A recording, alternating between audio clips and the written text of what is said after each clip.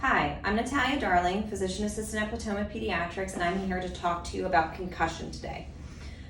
A concussion is a brain injury that we often see from bumping your head or a jolt to the head that changes the way that the brain thinks and processes and synthesizes information. A concussion does not cause, it's not a brain bleed, it is not bruising to the brain is not physically damaged in any way. Rather, the changes that happen are on a microscopic level where the cells of the brain are kind of just jolted around or shuffled up a bit and they can't process the information as they normally do. We see, especially in springtime, fall time, we see a lot of sports-related head injuries and we see a lot of sports-related concussions. So when I diagnose a concussion, often, whenever anyone hits their head, I expect that maybe they have a headache immediately afterwards, maybe they feel a little bit dizzy, maybe they feel a little bit lightheaded. When we diagnose a concussion, it's when those symptoms last longer than we expect them to. Typical symptoms that people will come in to complain or will complain of are headache is very common, nausea can occur, dizziness, sensitivity to bright lights or loud noises. We see children complain of problems remembering things, problems thinking like they normally do. They'll say that they're feeling slowed down or that they can't speak or respond as fast as they normally do.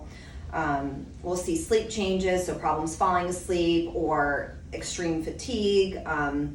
Or we'll see emotional changes too, so being extra irritable, extra weepy, extra emotional. That's kind of the list of symptoms that we see from a concussion. If you're diagnosed with a concussion, the cornerstone of management for a concussion is rest with gradual return to recovery as tolerated. And so we kind of guide you through the step-by-step process where we want kids to have minimal symptoms at rest at home before we get them back to school. And once they get back to school, we take them through, we want them to eventually have minimal symptoms when they're at school, and then we try to get them back to the playing field afterwards. So a lot of concussion management is about listening to symptoms. So if you're doing something that is making your symptoms worse, such as like looking at like bright lights or screens, if loud noises are really making your headache worse, if staring at the computer or texting your friends is making you feel nauseous, then that's your body telling you to stop what you're doing and take a break from that. Once we get children back to full days of school without calling home saying that they're not feeling well, once they're completing their homework, once they're at home and they're not having symptoms there as well, that's when we can start to get them back to their sports if that's what they're enrolled in.